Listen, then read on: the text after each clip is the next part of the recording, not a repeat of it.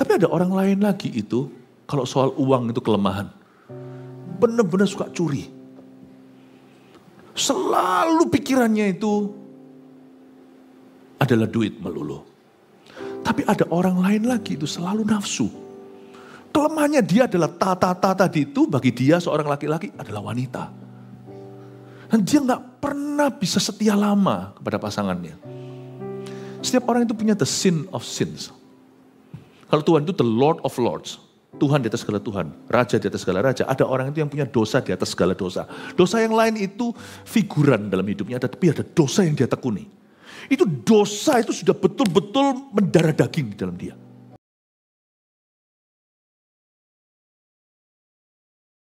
Setiap sifat kau ubahkan kami. Hingga kami tidak lagi hidup seperti dahulu kala.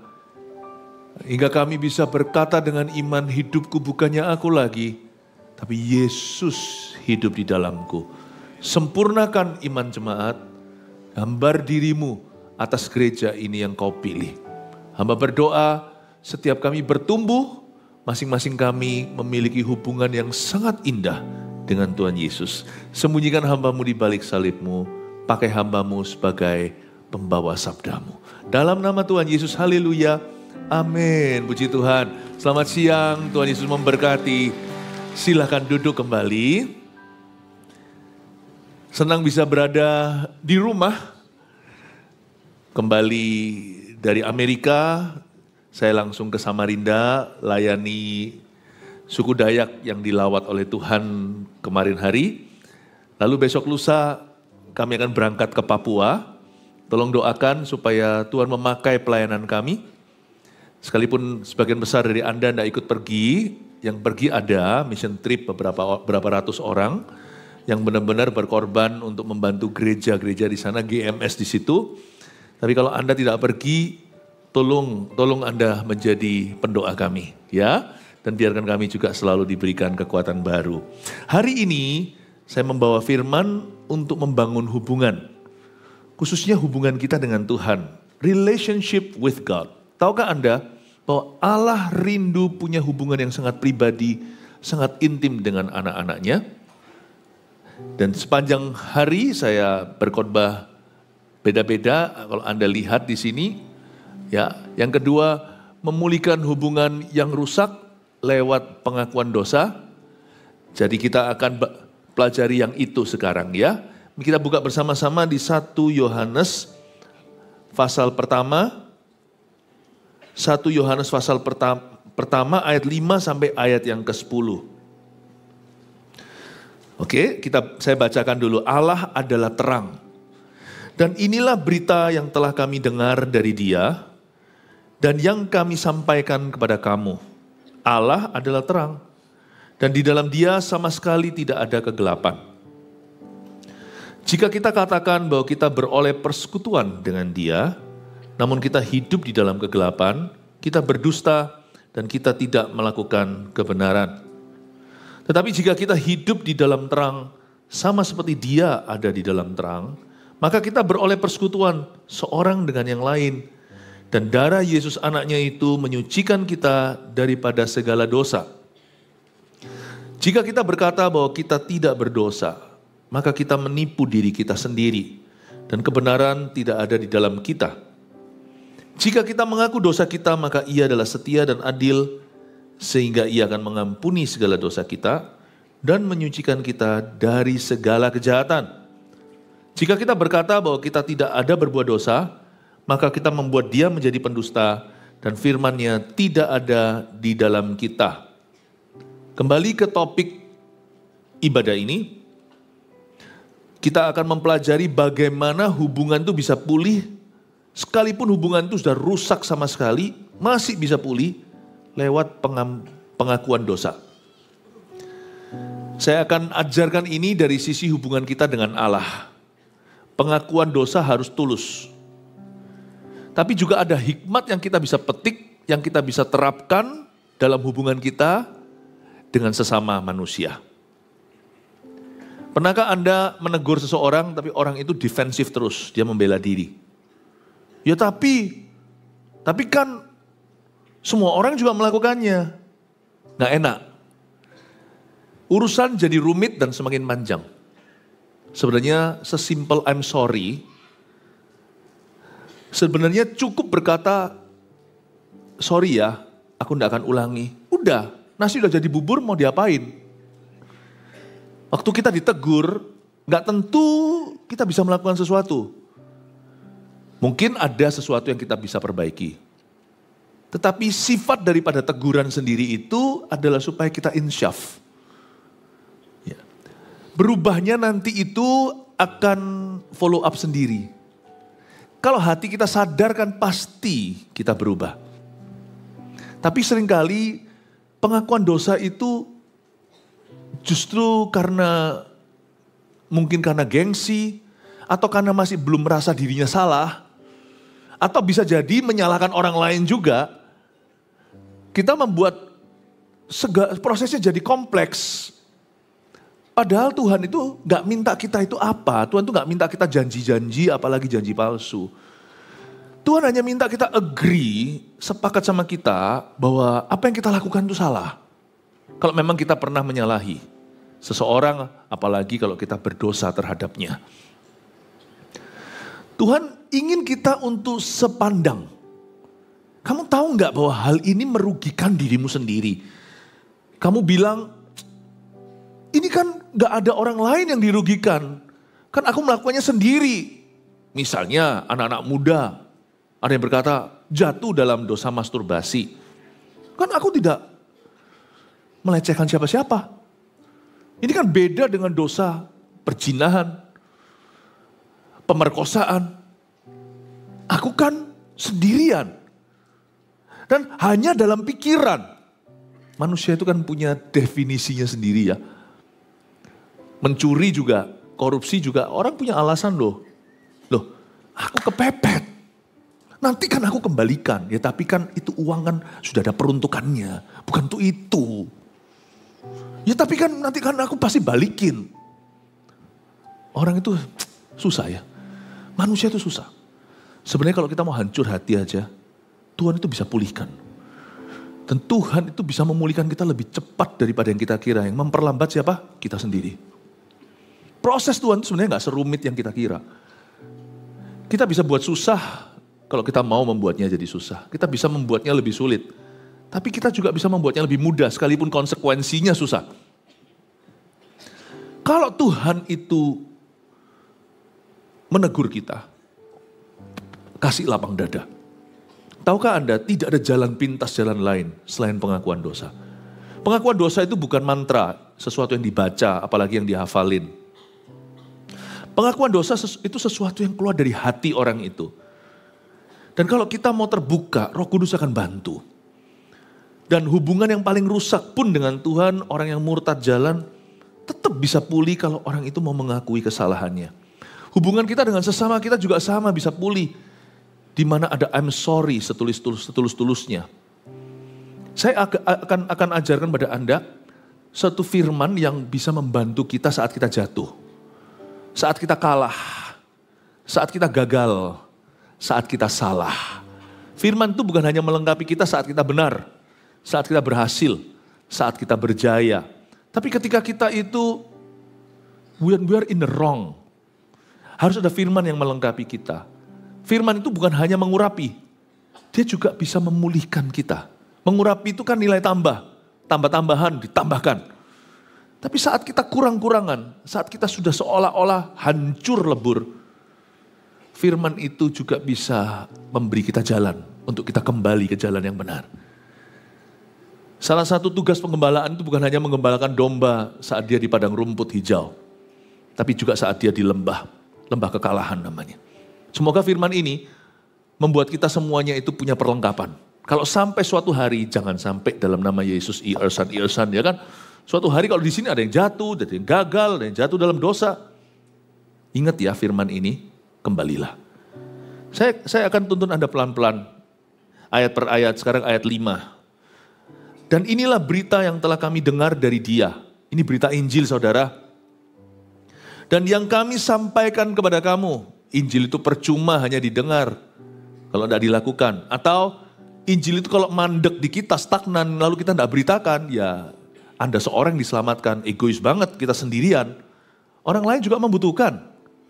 Untung Rasul Yohanes, penulis surat Yohanes pertama ini, dia berkata, aku dengar dari dia berita ini, lalu aku teruskan atau sampaikan kepada kamu. Itulah sebabnya kami terus giat bekerja. Karena berita tentang pengampunan dosa, Lukas 24, harus mencapai ujung dunia. Dulu waktu saya sekolah teologi ya, para profesor dan juga mahasiswa, semua lagi rundingan, diskusi. Waktu itu saya ada di Kanada. Kira-kira ujung bumi itu mana menurut mereka? Saya punya versi sendiri, menurut saya bisa menjelaskan lebih lengkap. Tapi singkatnya, menurut mereka itu Papua. Ya, mereka enggak tahu mereka enggak mikir, bukan karena saya ada orang Indonesia di kelas itu, tapi mereka mikir-mikir itu, mereka berkata, that's Papua, dia bilang. Ya, makanya itu kami terus rajin beritakan Injil di mana-mana, tanam gereja. Kami tidak tabrak dan lari, beritakan Injil KKR, lalu habis itu lenyap di udara. No, kami terus muridkan. Terus ada komunitas iman. Anak kecil terus kami bimbing, Eagle Kids-nya, orang-orang muda Army of God-nya. Kita terus bimbing mereka, kita kasih MSJ, My Spiritual Journey, kita ada CG supaya mereka tidak putus ari-ari. Tugasnya itu gak semudah sekedar cuman pacaran. Gereja itu seperti pernikahan anak domba, masing-masing gereja itu didirikan seperti membangun rumah tangga Tuhan di kota itu. Karena kami gak mau Injil itu stagnan di Surabaya, di Jakarta, di kota-kota besar, atau gak mau stagnan di Indonesia aja. Kalau menurut saya, ujung dunia bagi orang Indonesia bukan Papua, 4 jam sampai dari Jakarta. Nanti saya terbangnya tengah malam. Sampai sana pagi-pagi pukul 6. Ya, bagi kami ujung dunia itu Eropa. Makanya kita sampai Nederland. Kita nggak boleh santai. Kita harus bawa Injil itu keluar, tidak boleh berhenti di kita. Malu aku ngadep Tuhan Yesus kalau ujung-ujungnya cuman aku diselamatkan lalu aku bungkam. Gak malukah kita di hadapan Tuhan suatu hari? Saya nggak mau matinya, malu. Sungguhan waktu saya mati suatu hari, saya melek di sebelah sana, saya mau ketemu Tuhan dalam glory. Jangan heran kenapa GMS ini bicara tentang jiwa-jiwa terus. Gampang jawabannya. Karena kita mengasihi Kristus. Udah gitu aja. Kalau ada yang gak mau mengasihi Tuhan, jangan aja-aja. Gereja ini mau cinta Tuhan. Kalau Anda mencintai Tuhan, Anda pasti akan mencintai jiwa-jiwa. Gak bisa enggak. Siapa cinta bapaknya, ya pasti cinta anaknya. Mana ada orang berkata sama saya, Pastor Philip, I love you but I hate your children, then you hate me. Kalau kita mencintai Tuhan, pasti kita cinta umat Tuhan. Pasti cinta gereja. Gak ada orang berkata, aku cinta Yesus tapi aku benci gereja, aku gak mau ke gereja. Bohong. Bohong. If you love the Father, you love the children. Kalau Anda cinta Tuhannya, Anda akan cinta anaknya. Meskipun anaknya tidak sesempurna Tuhannya. Cintailah. Kasihlah sesamamu manusia seperti dirimu sendiri. Perintah yang sama. Itu seperti dari koin yang sama, sisi yang berbeda. Kasihlah Tuhan Allahmu dengan segenap hatimu. Dan gak mungkin kita bisa mencintai, kalau kita mencintai umat Tuhan, pasti kita akan mencintai domba satu itu yang terhilang. Kita pasti cari domba yang tersesat itu, karena mereka ciptaan Allah.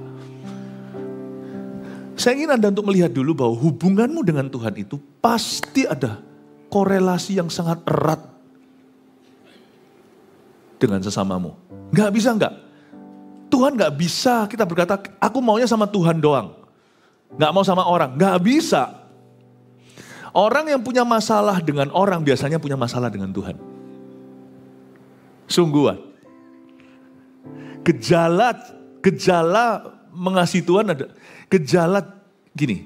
Apakah gejala dari orang yang mengasihi Tuhan? Gejalanya ini, simptomnya ini. Orang itu pasti mencintai orang. Mencintai manusia. Orang yang punya masalah sama sesamanya, biasanya there's something wrong dalam hubungannya dengan Tuhan. Ada orang yang posesif gitu sama orang lain, itu kelihatan dia gak aman. Ada orang itu yang selalu kesana sini, selalu merugikan orang lain, selalu berbuat sesuatu yang jahat. Coba lihat ya, hatinya gak benar di depan Tuhan. Hubungannya pasti gak beres sama Roh Kudus. Tapi orang itu kalau kena Tuhan, pasti ada perubahan. Dulu orang itu penjahat. Dulu orang itu koruptor. Dulu orang itu pezina. Coba lihat ya, kalau hubungannya sama Tuhan dipulihkan ya, nanti Anda mulai akan menyaksikan ada satu gejala di hidupnya, gejala baru. Hubungannya pulih dengan orang lain. Sakeus itu dulu memeras kanan kiri. Tapi waktu dia ketemu Yesus, Yesus numpang di rumahnya dan berkata, keselamatan telah tiba atas atap rumahmu. Sakeus itu jadi berkat bahkan terhadap orang-orang yang dahulu kala dia peras. Dia kembalikan 4 kali lipat. Benar-benar bukan hanya ada goodwill, ada buah pertobatan. Nggak bisa nggak? Orang kalau kena Yesus, pasti ada efeknya kena sesama. Itu apa kalau orang itu mirip sekali atau kembar siam itu apa? Pinang dibelah dua, apa itu ada? Apa namanya? Bagai pinang dibelah dua, itulah Tuhan dan umat manusia. Meskipun mereka beda, Tuhan adalah Tuhan, orang adalah orang. Tapi kita di tengah-tengah itu seperti pinang dibelah dua. Gak bisa enggak. Hubunganmu dengan Tuhan itu pasti ada korelasi dengan hubunganmu terhadap sesama. Baik yang baik maupun yang buruk. Pasti ada korelasinya. Ya, karena itu saya dorong Anda untuk kita tidak boleh hidup egois. Kita semua harus punya komitmen hidup di akhir zaman. Bahwa kita akan jadi berkat buat orang lain. Beritakan Injil sampai Tuhan datang. Semua kita punya tugas. Jangan hidup bagi dirimu sendiri. Ayo kita baca. Dan inilah berita yang telah kami dengar dari Dia dan yang kami sampaikan kepada kamu. Allah adalah terang. Dan di dalam Dia sama sekali tidak ada kegelapan. Yohanes menunjuk kepada satu pribadi yang sempurna. Dia berkata Allah itu adalah terang. Jadi itu adalah sifat dasar Allah. He is morally perfect. Dia sempurna secara moralitas. Secara karakter. Tuhan kita sinless. Tuhan kita itu tanpa dosa. Baik Allah Bapa, Allah Putra, Yesus Kristus dan Allah Roh Kudus, tidak ada sama sekali kegelapan dalam diri mereka. Niatan dosa, pikiran aja, keinginan aja tidak ada. Jadi ini harus menjadi teologi pertama. Anda bisa belajar doktrin Alkitab apapun juga harus dimulai dari ini. Not only God is alive, bukan hanya Allah itu hidup dan nyata. He is perfect, sempurna. Jadi berarti kalau sampai ada something wrong, sesuatu yang salah dalam hubungan kita dengan Allah, ya, misalnya ada orang Kristen yang berkata, aku kecewa sama Tuhan, langsung kita tahu siapa yang salah. Dalam hubungan kita dengan Tuhan, kalau ada something wrong, itu selalu salah kita, bukan salahnya Tuhan. Selalu. Ya. Oh, tapi gak bisa ngomong begitu, kan Tuhan Maha Kuasa. Ya kan sana salah paham. Mengira Maha Kuasanya Dia itu magic show. Apapun yang kau mau diberikan. Kan kita gak ngerti rencana Tuhan, gak tahu hikmat-hikmat Allah yang tak terselami itu. Paling tidak kan bisa, meskipun tidak terselami semua kan paling tidak kita bisa ecek-ecek kaki, kita bisa rasa basah. Harusnya ada hikmat Allah dalam diri kita, bahwa kita tahu bahwa hidup ini sementara. Jangan kau harapkan semua serba sempurna. Karena manusia itu jatuh dalam dosa, demikian pula seluruh bumi. Suatu hari Tuhan akan restore order itu, Tuhan akan memulihkan Taman Eden yang semula. Suatu hari di sorga, sempurna itu kembali secara sempurna. Jadi jangan kita itu lupa bahwa kita tidak selama-lamanya hidup di dunia. Dunia ini penuh dengan pencobaan, penuh dengan ujian. Tabahlah, setialah. Tapi kalau ada sesuatu antara kita dengan Tuhan, seperti Yunus itu yang muring-muring dan ngamuk, marah-marah, nuding-nuding Tuhan dan tuduh-tuduh yang bukan-bukan, engkau begini begitulah, aku tahu engkau itu adalah Allah yang penuh dengan belas kasihan, full of mercy dan kemurahan hati. Ya kan, Niniwe itu begitu jahat ini. Mereka ini, sebangsa ini begitu kejam terhadap umatmu sendiri. Kenapa kau ampuni? Lakukan yang kau ancamkan. Tumpas mereka setelah 40 hari. Aku tahu engkau pasti ampuni. Ngamuk-ngamuk gak terima. Tapi sebelumnya disuruh ke Niniwe juga kagak. Gak mau dia. Pergi naik kapal. Kapal ke arah yang berlawanan. Kalau Anda lihat Yunus itu ya. Yang nakal siapa? Tuhan atau hambanya? Hambanya. Kalau ada hamba Tuhan jatuh. Ya orang yang belum kenal Tuhan gak tahu. Sama-sama pukul rata Tuhannya sekalian. Orang Kristen gitu. Kristen memang begitu. Ya jangan jatuh. Makanya kebaktian 1 tadi saya sampaikan satu firman. Kita harus jadi penghubung terhadap Tuhan. Kita harus menjadi penghubung manusia terhadap Tuhan. Penghubung orang kepada Tuhan. Jangan jadi batu sandungan. Karena masih banyak orang yang lugu rohani, yang benar-benar gak mengerti. Dan mereka tuh baby. Bayi rohani antara mereka baru lahir kembali, baru jadi orang Kristen, atau mereka tuh sama sekali bukan orang Kristen, bayi yang belum lahir. Banyak bayi rohani itu mati prematur gara-gara malpraktik orang Kristen dalam hidup mereka. Batu sandungan kiri, batu sandungan kanan. Sehingga banyak orang masuk neraka gara-gara kita. Ya, karena itu kita mesti harus hati-hati. Jadi kalau ada hamba Tuhan jatuh, atau orang Kristen yang gak keruan, ingatlah Bapak Ibu Saudara, Tuhan yang mereka akui, mereka sembah itu tetap sempurna, bukan salah dia. Kalau ada seorang hamba Tuhan jatuh, itu pilihan hamba Tuhan itu. Ya kita tidak usah merasa lebih suci lalu kita gosip ria. Doakan saja. Kalau kita berada di radius orang-orang itu dan kita bisa beritahu kalau kita memang berkepentingan untuk memberitahu dan berkeharusan. Lakukan. Saya tidak pernah simpan koreksi dan teguran. Saya selalu akan sampaikan kepada orang yang bersangkutan. Tapi kalau itu di luar jangkauanku, ya saya tidak bisa apa-apa. At least you don't gossip. Paling tidak Anda tidak menggosip. Karena toh tidak berbuat apa-apa, lebih baik saya tidak bisa berbuat sesuatu daripada saya merusak dan membuat keruh. Tapi kalau ada hamba Tuhan yang jatuh, saya ulangi, itu pilihan orang itu. Tuhan tidak begitu. Pasti ada collateral damage-nya, pasti ada kerusakan yang terjadi yang tidak bisa dihindari. Mau gak mau? Mau gak mau, pasti ada kerusakan. Ya. Ketika ada malpraktik terjadi, pasti ada kerusakan. Tidak sedikit orang-orang yang akhirnya suatu hari akan meringkuk dalam neraka, memang pilihan mereka, tetapi juga bersangkutan dengan batu sandungan yang pernah mereka alami dari orang Kristen. Makanya Tuhan pernah berkata pada seorang nabi di Perjanjian Lama, kalau aku suruh kamu untuk memperingatkan seseorang, kamu diam saja, bungkam, apalagi kalau kamu jadi batu sandungan lah, saya tambahkan. Darah orang itu kan tertumpah atasmu. Bayangin Bapak Ibu. Tapi setiap orang punya pilihan pribadi lah, jangan kau salahkan kalau kita sendiri suatu hari binasa, jangan kau salahkan orang. Ya kan pendeta itu, Tuhan berkata, kenapa kamu tuding-tuding dan tunjuk-tunjuk?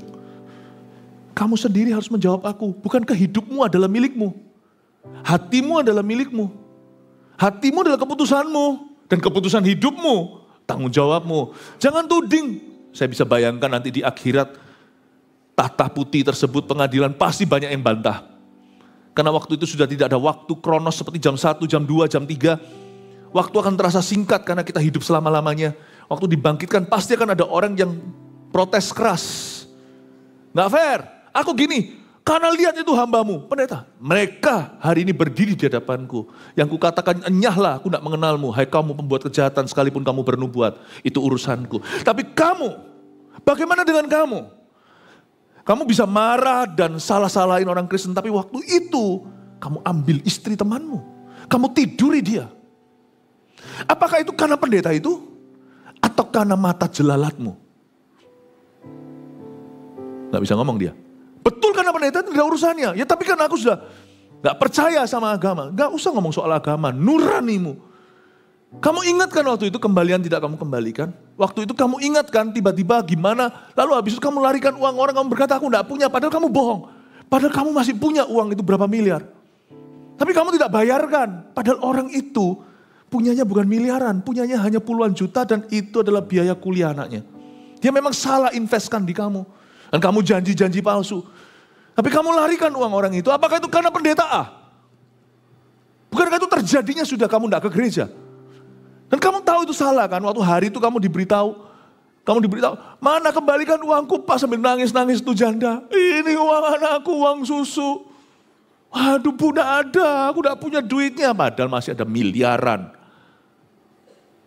Kamu jangan salahkan hamba Tuhan. That was your decision, keputusanmu. Mati enggak? Enggak ada orang bisa bantah Tuhan. Dia maha tahu dan dia maha adil. Saya ingin Anda untuk mengerti bahwa Allah itu terang dan di dalam dia sama sekali tidak ada kegelapan. Nobody can out-debate him di akhirat. Tidak ada orang yang bisa mendebat dia di akhirat. He's perfect.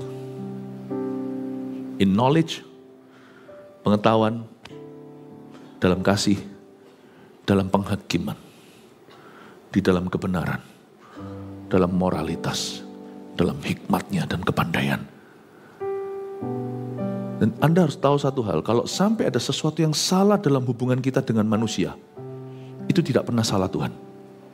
Kalau ada sesuatu yang salah dalam hubungan kita dengan Tuhan, itu bukan salah Tuhan. Ayat ini sudah jelas berkata, God is sinless. Allah tanpa dosa. Ya, semoga ini, Anda ini sebenarnya, ini kayaknya seperti khotbah hari Minggu, tetapi saya harap Anda juga menerima doktrin-doktrin seperti mahasiswa kalau belajar di sekolah Alkitab. Ini adalah God Theology 101. Simple, elementary atau sekolah dasar teologi ya. Nggak usah pergi ke sekolah teologi. Kerjalah di bidangmu masing-masing. Urusan kami untuk memberimu makan yang terbaik. Ya, tangkap mentah-mentah ayat ini berkata, Allah kita itu terang. Dalam dia tidak ada dosa, tidak ada kegelapan. Amin. Kasih tepuk tangan untuk Tuhan. Ayat 6.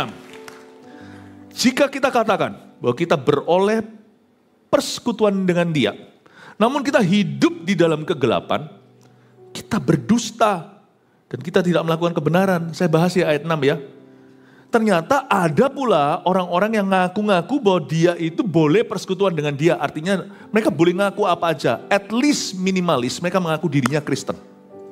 Aku anak Tuhan. Tapi harus diuji tuh pengakuan itu.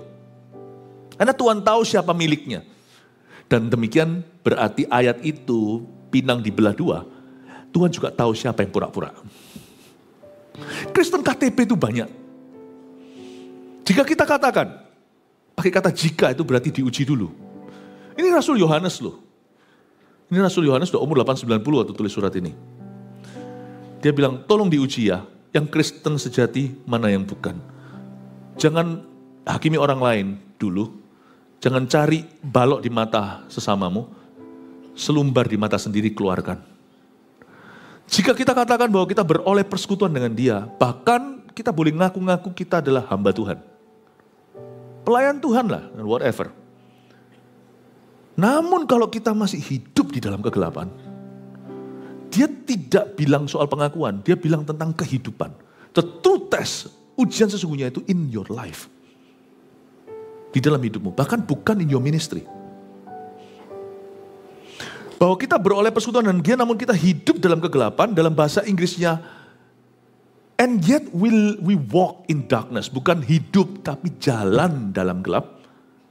Kita berdusta, kita bohong, dan kita tidak melakukan kebenaran. Ini jangan disalahartikan. Nanti semua orang tertuduh di sini, karena tidak ada seorang pun di antara kita sempurna.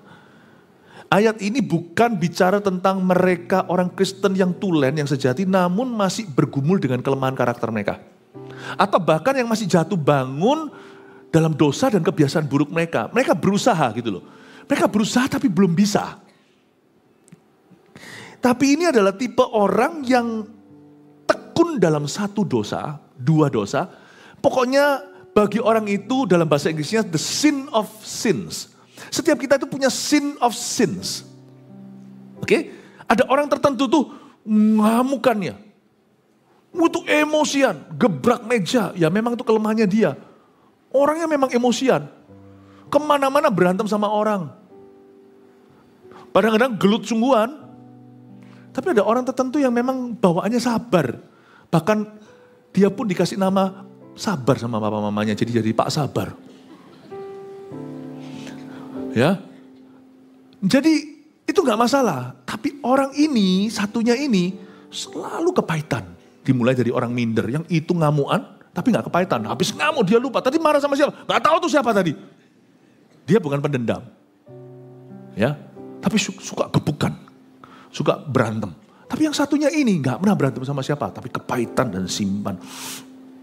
Dia ingat dosa orang itu detil, satu persatu. Nah, dosa orang terhadap dia. Tapi ada orang lain lagi itu, kalau soal uang itu kelemahan.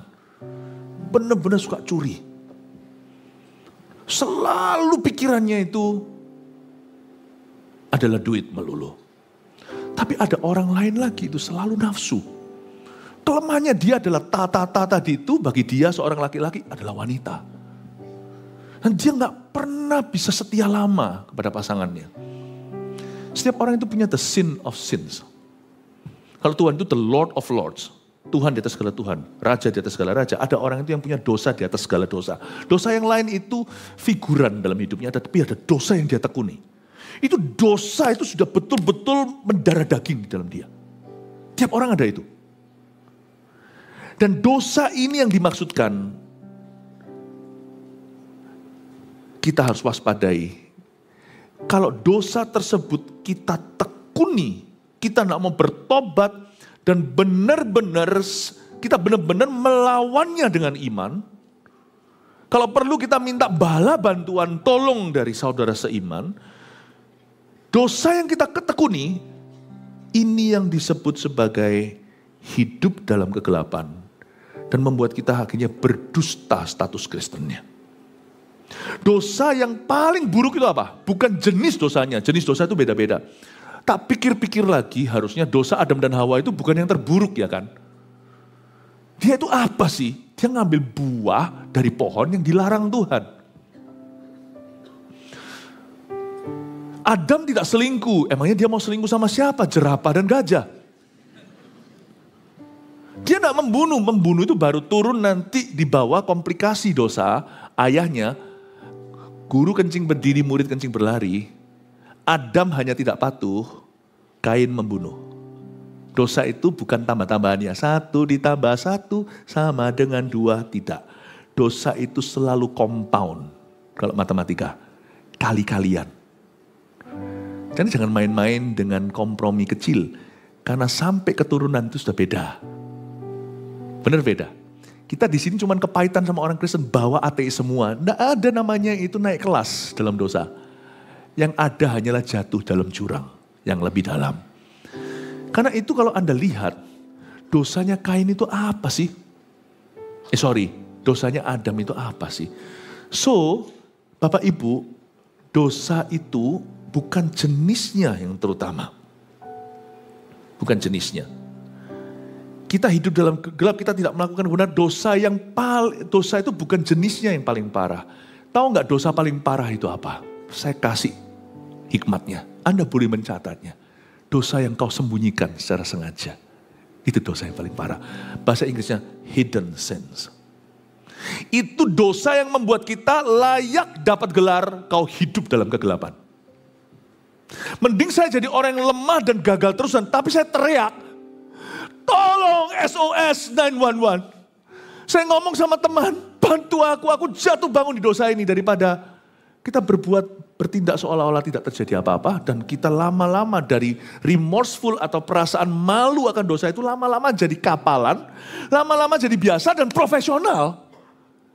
Kita bisa selingkuh, lakukan sesuatu, lalu habis itu datang ke gereja pretending nothing happen. Shalom, shalom koliang, shalom. Kita ketemu pendeta aja dulu waktu pertama-tama awal-awal, waktu kita belum profesional, rasa gak enak. Malah justru kebalikan,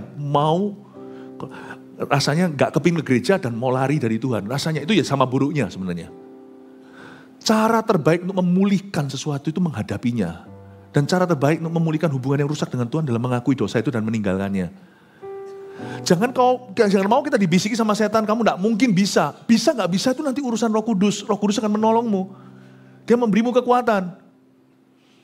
Tapi kita harus niat, kita harus mau. Kita harus tulus, pengakuan dosa itu harus tulus, pertobatan harus tulus pula. Tuhan berkata, datanglah kepadaku barang siapa yang bisa. Tuhan berkata, datanglah kepadaku barang siapa yang letih lesu, beban berat, yang haus, yang lapar. Tuhan tidak berkata, datanglah ke aku kalau kamu sudah bisa. Datanglah ke aku kalau kamu sudah suci. Datanglah ke aku kalau kamu sudah mampu. Tuhan berkata, datanglah ke aku, come to me. Jikalau engkau rindu. Cukup kita rindu, pertobatan kan dimulai dengan rindu. Waktu kita nangis-nangis, bertobat, ngaku dosa kita. Itu kan kita belum sempurna. Tapi kalau kita datang ke Tuhan, kita disempurnakan. Dulu mungkin awal-awal kita masih malu, tapi lama-lama sudah profesional. Ketemu sama pendeta, ketemu sama siapa. Bahkan bisa pelayanan. Hati-hati loh. Mungkin dosa itu dibandingkan dengan dosa seorang teroris yang membunuh, meledakkan satu gedung. Mungkin gak seberapa. Tapi dosa itu bukan jenisnya yang membuat itu parah di mata Allah. The fact that you are hiding it so professionally. Faktanya bahwa kita bisa menyembunyikannya secara profesional dan mulus, smooth, criminal. Lagunya Michael Jackson. Mulus tuh kriminalitasnya. Itu sendiri sudah kita mendapat satu gelar. Orang yang hidup dalam kegelapan di mata Tuhan. Dia bukan lagi pendosa. Pendosa itu dicintai Tuhan dan dipanggil oleh tabib itu untuk disembuhkan. Bukankah Tuhan datang untuk memanggil orang pendosa untuk bertobat? Tapi Tuhan sudah memandang dia bukan sebagai pendosa lagi. Nah itu bahaya. Pendusta. Nah itu sudah tidak ada cure-nya. Itu sudah ada cure-nya. Itu sudah tidak ada antibiotiknya. Karena semua antibiotik masuk semua udah kebal. Itu tubuh sudah bangun resistensi terhadap antibiotik. Tahukah Anda kalau Anda minum antibiotik yang sama terus-terus seumur hidup, jangankan seumur hidup, setahun minum itu terus, lama-lama resistensi kan. Lain kali kalau sakit yang sama Anda minum antibiotik yang sama gak mempan. Sudah gak mempan semua firman. Sudah di titik pendusta itu pendeta pun gak mempan. Apalagi kalau pendustanya itu pendeta, lebih gak mempan lagi. Tahu gak pasien yang paling buruk itu apa? Siapa? Dokter. Dokter adalah pasien yang terburuk. Makanya saya doa dokter jangan sakit. Coba bayangin kalau dokter di bidang sama sakit, lalu habis itu pergi ke dokter lain, ngomong apapun bisa dibantah. Dia tahu semuanya. Dia tahu semuanya. Jadi kadang-kadang tahu gak pasien terburuk secara rohani? Dalam dunia dosa, ministry sekali. Kalau dalam dunia ilmu kesehatan, pasien terburuk adalah dokter. Ini saya ngomongin gini bukan saya loh ya. Seorang rekan dokter beritahu sama saya, Pak Pendeta tahu nggak pasien terburuk itu siapa? Siapa? Saya bilang, saya kira masa saya enggak loh ya. Saya ini sangat kooperatif kan dia dok. Saya kalau datang ke dokter, saya nggak sok pendeta, saya jadi pasiennya. Saya begini apa yang saya lakukan, oh harus begini. Saya menghargai profesinya. Apalagi kalau anak Tuhan, saya hargai top-topnya. Saya menghargai kalau dia dapat gelar itu karena dia study hard, karena dia sungguh-sungguh belajar, karena dia dapat panggilan dari Tuhan. Karena dia dapat panggilan dari Tuhan lewat ilmu pengetahuan, karena Tuhan dia punya passion di situ, gairah di situ, dan bahkan cerita hidupnya sampai dia dapat beasiswa segala. Mamanya berdoa, harapkan, percaya salah satu anakku dokter. Saya hargai top-topnya. Ya, setiap profesi saya hargai. Lalu saya datang, saya enggak. Waktu dia ngomong gitu saya kira, masa saya? Enggak kan ya dok? Bukan pastor. Bukan, Pastor Philip pasien yang baik. Tapi jangan didoakan supaya jadi pasien terus ya dok. Saya bilang supaya enggak ketemu lebih baik lagi, kita ketemu di gereja aja. Saya pasiennya di tempat prakteknya. Tapi di gereja dia pasien saya. Dalam kehidupan kan enggak soal kesehatan aja, hidup, pernikahan, parenting semua kan. Terus dia ngomong sama saya, pasien yang terburuk itu adalah kami sendiri para dokter. Oh ya sudah dok, saya tidak bantah. Pasien terburuk kalau soal dosa, ya pendeta. Makanya kalau Anda dan saya masuk dalam pelayanan, Lebih jeru, lebih dalam lagi. Jaga hatimu seperti anak kecil. Tulus seperti merpati. Jaga terus. Tahukah ketika jemaat atau pemimpin ketika mencapai titik pendusta sudah tidak ada obatnya? Sudah mahir menyembunyikan. The worst type of sin, dosa yang paling buruk itu bukan jenisnya. Tapi komitmen orang itu untuk menyembunyikannya. Dan terus melakukannya. Nanti kebaktian berikutnya saya baru jelaskan hubungan orang Kristen dengan dosa. Saya baru panjang lebar ceritakan apa aja gejalanya orang yang masih hidup di dalam dosa. Nanti saya jabarkan di ibadah setelah ini. Ya, yang pasti kita belajar dulu hari ini di kebaktian ini bahwa kita jangan hidup dalam kegelapan. Jangan hidup dalam dosa dan jangan tekuni dosa itu. Cepat tinggalkan, mau bunuh ular kobra itu, yang paling tepat adalah waktu dia masih dalam bentuk embrio atau telur. Jangan sampai dia menjadi kobra yang sudah berdiri begini baru kau lawan. Bapak ibu saudara jangan kompromi hari-hari ini. Karena hari-hari ini adalah hari-hari yang jahat. Hari-hari ini di dunia ini misalnya flu aja bisa buat mati. Kita pernah mengalami pandemi kan? Nggak pernah terdengar sebelumnya misalnya. Zaman sekarang ini just a little sin can make you fall hard. Just a little sin, dosa kecil saja bisa membuat setan merampas keturunanmu. Dan saya tidak selalu berkata tentang perzinahan only. Dosa itu aneka ragam. Tapi hari ini kita diajari, do not live in darkness. Jangan hidup, jangan walk, jangan berjalan di dalam kegelapan. Saya harus ngomongin dari mimbar, karena ini luas. Untuk mengingatkan kita semua, termasuk saya, termasuk kita semua yang melayani. Gereja ini komitmen kepada purity. We are committed to purity. Kita tidak mau jadi gereja yang cuma besar fisiknya, tapi kita mau jadi gereja yang besar kerohaniannya. Amin Bapak Ibu, let's commit. Mari kita komitmen pada kemurnian, pada kesucian hidup, pada kekudusan firman. Kasih tepuk tangan untuk Tuhan. Itu juga mungkin beberapa orang bertanya, mengapa kita tidak ini, kenapa kok kita juga sangat selektif hati-hati dalam memilih siapa yang melayani di atas. Itu pun kita tidak maha tahu loh. Tapi kita hati-hati, karena kita mau membangun sesuatu yang real. Gereja bukan tempat entertainment, meskipun ada entertainment value-nya di dalamnya. Ya, meskipun ada. Tapi bukan itu. Kita harus hati-hati, apa yang kita bangun secara nyata. Kita mau membangun kehidupan Anda, tidak sampai Anda saja, sampai keturunanmu. Kita lanjutkan ayat yang ke-7. Tetapi jika kita hidup di dalam terang, sama seperti Dia ada di dalam terang, maka kita beroleh persekutuan seorang dengan yang lain. Dan darah Yesus anaknya itu menyucikan kita daripada segala dosa. Ayat 7 Bapak Ibu, kalau kita hidup dalam terang, sama seperti Dia ada dalam terang, kita tidak ada satu orang pun di sini yang sudah sempurna. Hidup dalam terang itu kita kadang-kadang masih melalui fase jatuh bangun dari kesalahan, bahkan jatuh bangun dari dosa. Tapi ada dalam bahasa Inggrisnya namanya sanctification. Nggak usah ditulis, agak susah nulisnya kalau yang nggak tahu Inggris. Artinya itu pemurnian lebih tepatnya.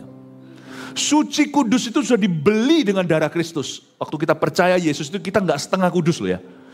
Hari ketika si penyamun yang ada di samping Yesus itu langsung dikuduskan, dia bisa masuk Firdaus. Tapi dalam hidup ini tidak bisa dipungkiri, kita akan terus dimurnikan. Dimurnikan. Dari dulunya mungkin masih jerami, masih kayu biasa, masih terbuat dari tanah liat, lama-lama menjadi emas murni. Seperti lagu itu, ku mau sepertimu Yesus. Bagaikan bejana siap dibentuk. Aku mau jadi emas murni, bejana emasmu. Kata sanctification itu terjadi, makanya itu waktu kita terima Tuhan dan bertobat, kita langsung kudus. Bapa tidak melihat kita lagi, tapi seolah Bapa itu melihat Yesus di dalam diri kita. Makanya kita bisa diterima sama surga.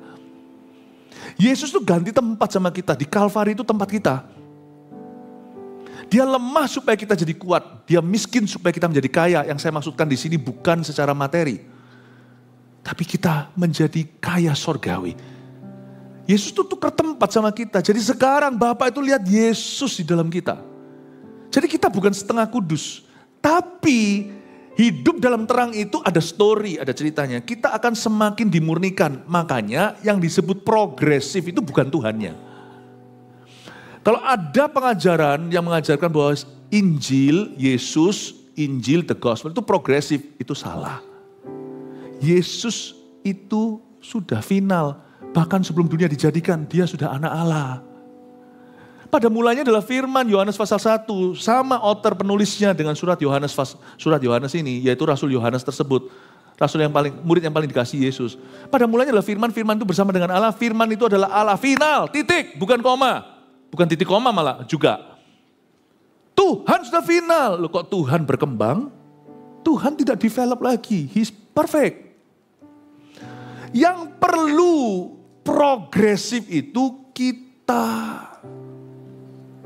Injil tidak progresif, mari finalisasi. Yesus mati di kayu salib itu dia berkata apa? It is finished, it is done. Well done. Pengorbanan Tuhan Yesus di kayu salib itu tidak medium well atau medium rare. Well done. Bukan sanvenso. Ya. Well done. Yang perlu progresif itu our life. Philip Mantova ini 10 tahun lalu itu masih agak sedikit, misalnya ya contohnya, agak sedikit orangnya itu sensitif. Contoh ini ya, enggak loh ya, saya enggak gitu ya. Dikit-dikit gitu gimana senggol bacok gitu ya. Tapi sekarang jadi lebih sabar contohnya. Nah yang itu betul. Semoga. Dulu kan yang nulis surat ini kan anak halilintar. Dia sama kokonya Yakobus itu kan mau turunkan api dari sorga hanya karena Yesus tidak dikasih visa masuk Samaria. Tapi coba lihat sekarang dia menjadi rasul kasih. Love melulu yang dia bicarakan. Dulu ngancem-ancem pegawai petugas imigrasi di Samaria itu diancam-ancam. Ya ini yang saya sebut sanctification. Bejana yang dibentuk makin murni. Holy-nya tetap, tapi dia jadi holier and holier in life. Ini disebut dengan pertumbuhan rohani dan pertumbuhan karakter. Itu yang disebut kamu hidup jika kita hidup dalam terang. Kalau kita hidup dalam terang, orang lain akan jadi benefactornya, akan merasakannya. Itu akan benefit atau menguntungkan orang-orang sekeliling kita, khususnya di rumah kita. Tapi jika kita hidup dalam terang, sekali lagi kita lihat sama seperti dia ada dalam terang, maka, are you ready? Kita beroleh persekutuan seorang dengan yang lain. Karena kamu semakin seperti Kristus, persekutuanmu dengan orang lain semakin diberkati. Kalau dulu isinya banyak marah-marahnya. Dahulu kala kamu bukan jadi berkat bagi orang lain tapi jadi salib hidup mereka. Sekarang mereka disalibkan oleh orang-orang dunia tapi kamu jadi berkat bagi orang-orang itu. Pertanyaannya sekarang, apakah kita jadi berkat bagi orang lain atau salibnya mereka? Aku jadi berkat loh Pastor Philip, di rumahku itu aku salib yang ditanggung oleh seluruh keluargaku. Oh haleluya, bangga ya Anda ya. Bangga banget. Gak usah papanya yang nyalibkan. Istri dan anak-anaknya gak perlu. Orang dunia sekeliling mereka itu pasti cepat lambat salibkan mereka. Mereka gak butuh lebih banyak salib lagi dalam hidup mereka. Mereka butuh banyak solusi.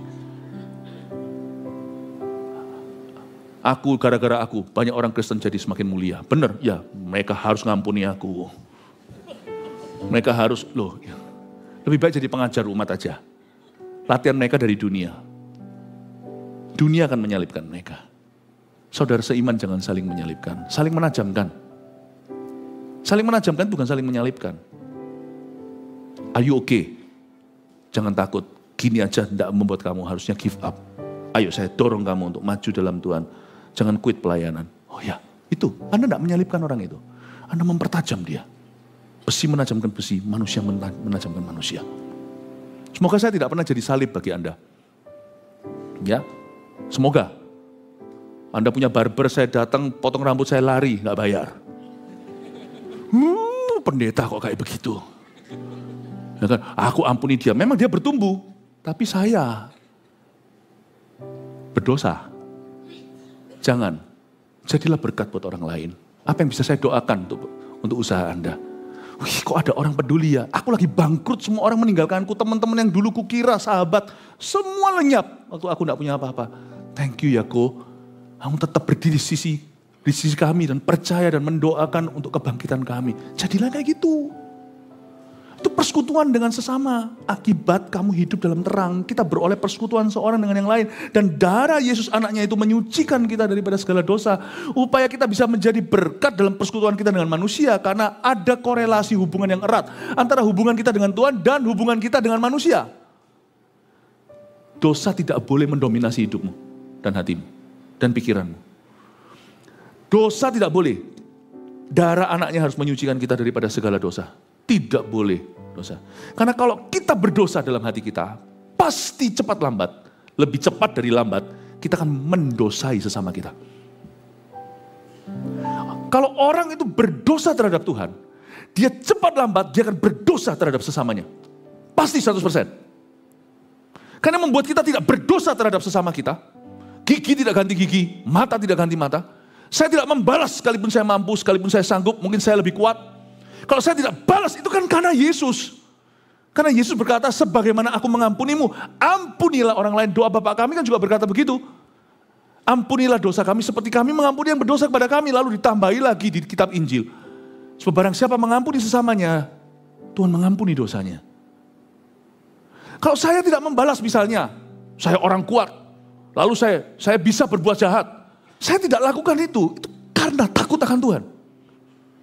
Hubungan saya dengan Tuhan itu pasti mewarnai hubungan saya dengan manusia. Dan kalau saya terhubung pada setan, itu pasti juga akan mewarnai semuanya. Itulah sebabnya orang yang sudah gak benar, meskipun dia masih bisa menampilkan faset luar, tampak luarnya jadi berkat. Jangan percaya, misalnya, kalau Anda dalam satu tim, misalnya dalam dunia kerja, ada orang yang meninggalkan pasangannya. Dan hidupnya tidak karuan, hati-hati ya, tolong ya, Anda mulai cek semua uang yang ada di tangan orang itu. Kalau dia bisa cheat on his wife, dia bisa khianati istrinya, dia bisa dengan mudah khianati bosnya. Gitu aja, kita harus smart. Makanya tuh orang kalau sekalipun bisa pelayanan, tapi kalau hidupnya tidak karuan, yang ini nggak bisa dilihat oleh jemaat kan. Kita juga tidak akan berani memberi kesempatan. Nggak bisa. Karena kalau hubungannya tidak beres sama Tuhan, sekalipun masih bisa memberikan tampak luarnya seolah-olah ada talenta, be careful. Karena orang itu tidak akan mengeluarkan zat berkat. Ujungnya nanti toksik yang akan keluar dari hidupnya. Makanya itu tadi pagi saya jelaskan. Saya nggak berani keluar dari rumah saya sebelum saya keluar dari ruang saat teduh saya. Because I cannot give you what I don't receive from him. Saya tidak bisa memberikan kepadamu apa yang saya tidak terima dari dia. Karena hubunganku denganmu, dengan Anda, contoh nih, itu sangat erat terhubung dengan hubunganku dengan Tuhan. Yesus pokok, kita carangnya, tinggallah di dalamnya. Oh, tinggallah di dalamnya. Pasti kau berbuah. Di luar aku kamu tidak bisa berbuat apa-apa. Karena itu janganlah kita itu parenting merasa bisa karena baca buku 1-2. Carilah wajah Allah untukmu dulu dan untuk putra-putrimu. Masuklah sebagai imam, bawa mereka di baju zirahmu. Berkata, Tuhan, aku berdoa untuk si Noni yang ada di rumahku. Untuk si Abang, untuk si Cece. Doa, mamanya masuk dulu, papanya masuk hadirat Allah dulu. Masuk dulu. Karena hubungan kita dengan Tuhan itu nanti yang memberi makan mereka.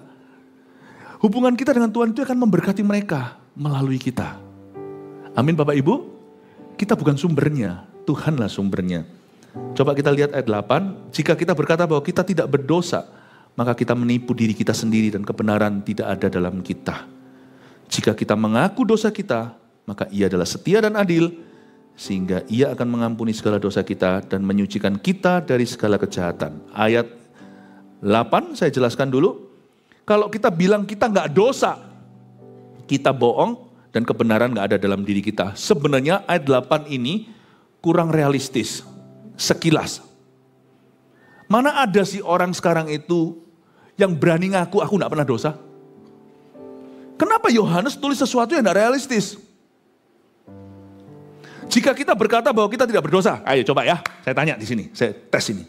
Siapa di sini yang tidak pernah berbuat dosa? Angkat tangan. Saya enggak ada yang berani kan? Enggak ada yang berani angkat tangan. Sebab kalau ada yang angkat tangan, dia malu sendiri. Semua orang lihat dia, pandang dia. Hah? Saya tanya sekarang, siapa di sini seumur hidupnya pernah berdosa? Angkat tangan. Lah ayolah, jangan gitulah. Yang dua-dua enggak angkat tangan itu bukan pendosa, bukan yang enggak dua-dua enggak angkat tangan itu berarti pelupa. Saya tanya lagi, siapa yang gak pernah berbuat dosa, angkat tangan. Gak ada, udah. Siapa yang pernah minimal sekali berbuat dosa dalam, saya gak bilang dosa kecil, dosa besar, pokoknya dosa adalah dosa. Siapa yang pernah dosa, angkat tangan. Oh, semua lo, kalian juga pernah. Selama ini saya kira enggak loh. Pernah, bukan sedang. Kita tidak sedang, tapi pernah dahulu. Oke. Jadi ayat ini buang aja. Enggak, Yohanes itu smart.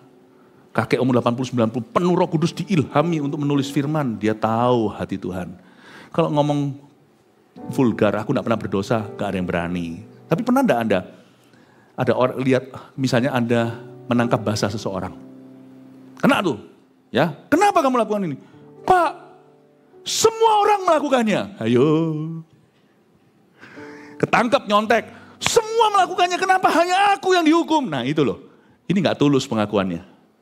Dia enggak ngaku dirinya sempurna, perfect, enggak pernah berbuat dosa. Enggak, tapi dia bisa putihkan dosanya. Sama dengan kata lain, dia mengaku itu enggak apa-apa. Alias, itu bukan dosa. Ayo siapa pernah gitu, ketangkep basah. Semua orang melakukannya. I'm not perfect.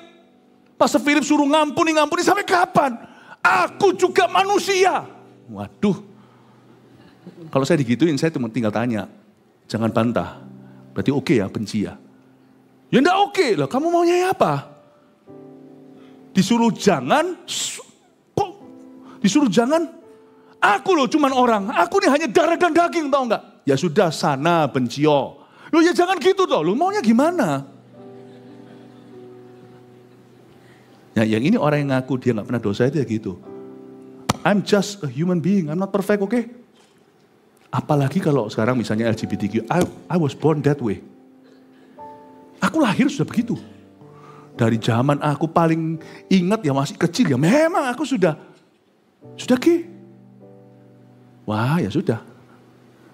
Coba datang ke dokter, sakit pas kepala ya, oke. Saya mau tanya ya, historinya apa? Aku memang begini. Loh di x-ray di kepalanya, kenapa kok terus sakitnya itu sudah 10 tahun ini sakit terus. Ini kita coba di 5 tahun ini sakit terus. Kita harus cek tuh ada apa. Apakah ini atau enggak, memang sudah begitu. Aku memang ditakdirkan untuk pusing. Gimana ngobatinya? Siapa di sini dokter? Pusing kalau dapat pasien gitu.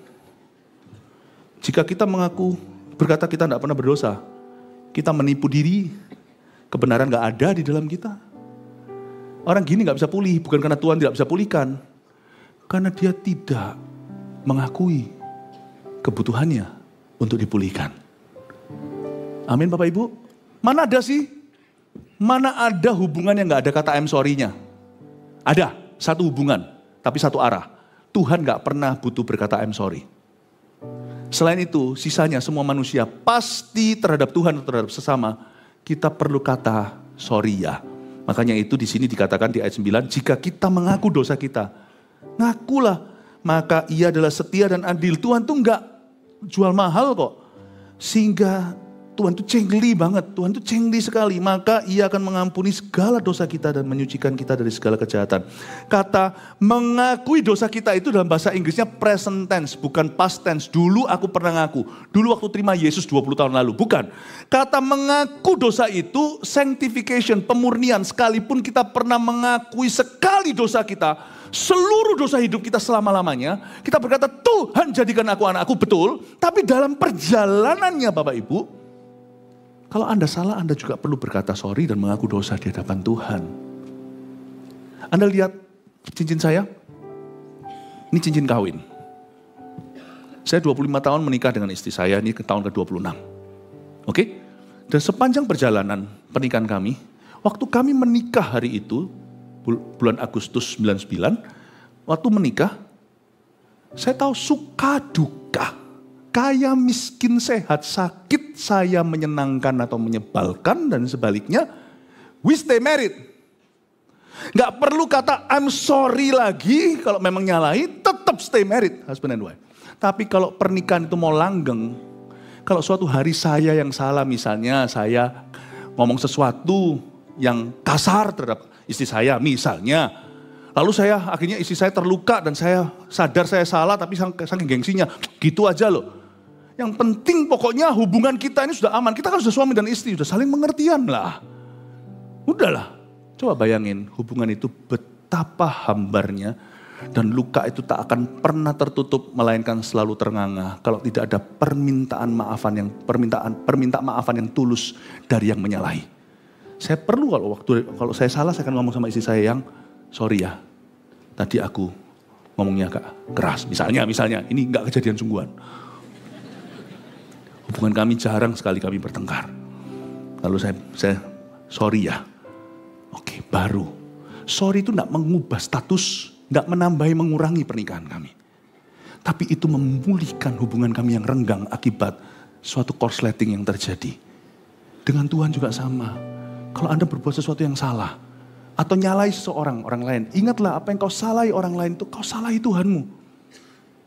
Kita perlu datang ke Tuhan dan berkata, I'm sorry. Dan tunjukkan niatmu. Kalau ada orang yang perlu diganti rugi akibat ulahmu, lakukan itu, hai Sakeus. Sebab Tuhan mengampunimu cuma-cuma, tapi orang lain kan tidak sepatutnya menanggung konsekuensi dosa Anda. Berikan kepada kaisar yang milik kaisar. Berikan pada orang yang kau rugikan apa yang harusnya milik mereka.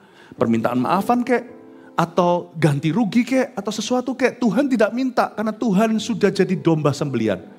Tapi orang lain Anda juga punya tanggung jawab terhadap mereka. Sebab permintaan maaf harus tulus. Pertobatan harus tulus. Buah-buah pertobatan juga harus tulus. Amin Bapak Ibu Saudara. 3 poin saya kasih Anda lalu kita selesai. Makasih untuk kesabaran Anda. Memulihkan hubungan yang rusak lewat pengampunan dosa. Nomor 1, dosa merusak hubungan kita dengan Tuhan dan dengan orang lain. Itu rangkuman aja, summary supaya Anda ingat.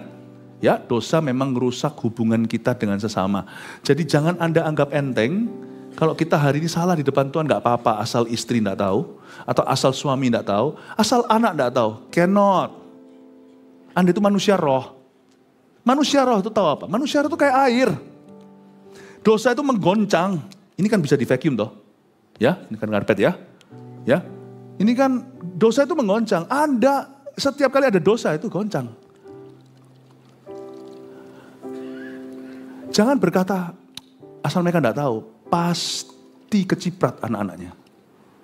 Lewat sifatmu, amarahnya, wajah papa berubah, sifatnya berbeda. Pasti ada sesuatu.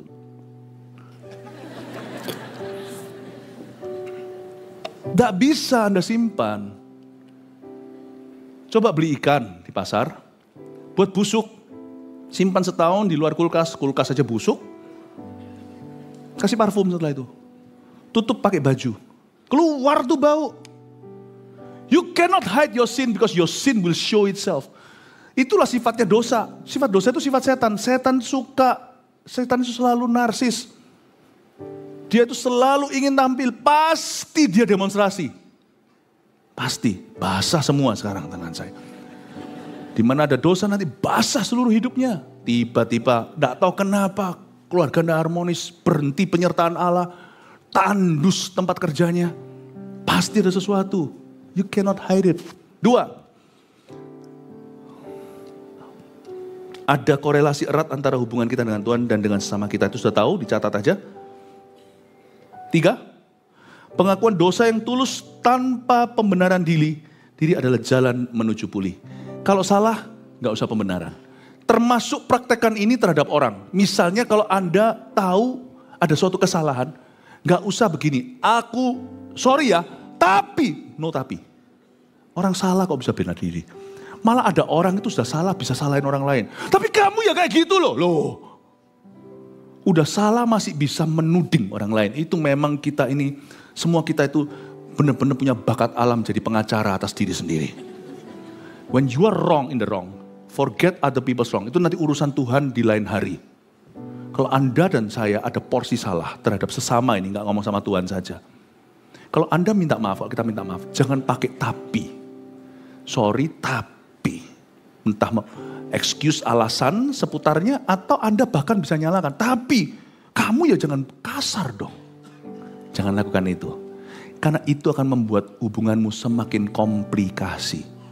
Kalau jalan pulih itu cuma satu. Pengakuan dosa, ini salahku. Own your mistake. Miliki perasaan bersalahmu.